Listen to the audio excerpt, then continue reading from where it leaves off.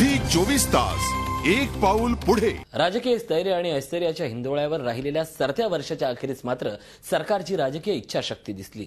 निवडणूक निकालात वेगवेगळ्या पक्षांच्या पदरात माप टाकणाऱ्या मतदारांनी 2014 ची लढाई कोणत्याही पक्षासाठी सोपी नसेल याची झलक दिली।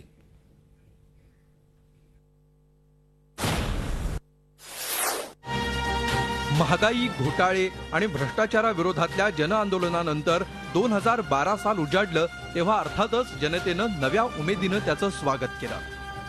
मार्चमध्ये 5 राज्यात निवडणुका झाल्या। त्यात सर्वांचं लक्ष लागलेल्या उत्तर प्रदेशात मायावतींवर बाजी मारत समाजवादी पार्टी सत्तेवर आली आणि वयानं तरुण असलेले अखिलेश यादव मुख्यमंत्री बनले। मैं अखिलेश यादव ईश्वर की शपथ लेता हूं कि मैं विधि द्वारा स्थापित भारत के संविधान के प्रति सच्ची श्रद्धा और निष्ठा रखूंगा। पंजाबमध्ये अकाली दल भाजप युतीनं सत्ता कायम राखली। भाजपला छोट्याशा गोव्यानं दिलासा दिला, पण उत्तराखंडमधली सत्ता गेली।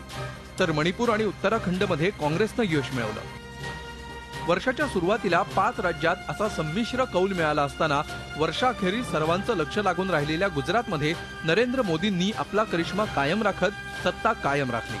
तर हिमाचल प्रदेश भाजपकडून हिसकावून घेत काँग्रेसनं आणखी एक राज्य मिळवलं। हिमाचल में कांग्रेस का एक मजबूत बेस हमेशा रहा है और हम पूरी तरह से आश्वस्त थे कि कांग्रेस की जीत होगी। लोकसभेची सेमीफायनल म्हणून या निवडणुकीकडे पाहिलं तर 2014चा सामना अटीतटीचा असेल अशी झलक पाहायला मिळते। गुजरातमधल्या विजयानं नरेंद्र मोदींनी भाजपमधली पंतप्रधान पदासाठीची दावेदारी अधिक बळकट केली।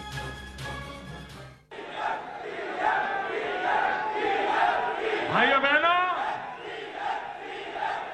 आपकी अगर इच्छा है तो मैं जरूर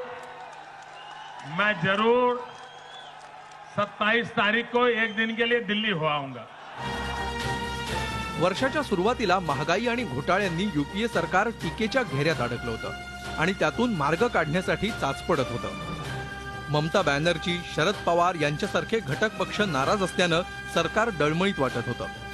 समोर राष्ट्रपतीपदाची निवडणूक होती आणि सरकारचं भवितव्यच जणू या निवडणुकीत ठरणार होतं। झी 24 तास एक पाऊल पुढे।